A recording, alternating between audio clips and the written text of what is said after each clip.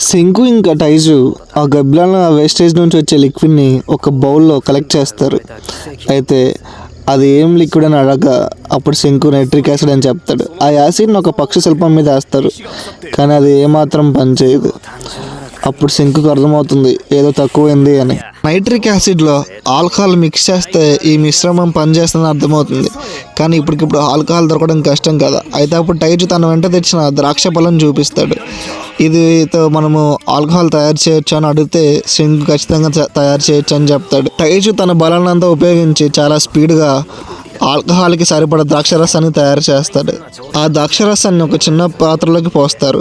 దాన్ని మూత పెట్టి కొన్ని రోజులు నిల్వ చేస్తారు. ఆ తర్వాత ఆ నిల్వ పెట్టిన ద్రాక్షరసాన్ని ఒక మంట మీద పెట్టి కాలుస్తారు. అలా వేడి చేసినప్పుడు దాంట్లో నుంచి వచ్చిన ఆవిరి ఇప్పుడు అది మిశ్రమానికి కావాల్సిన ఆల్కహాల్ లాగా రెడీ అవుతుంది. కానీ అలా ప్రయత్నం మధ్యలోనే విఫలం అవుతుంది. మళ్ళీ ప్రయత్నిస్తారా లేదా?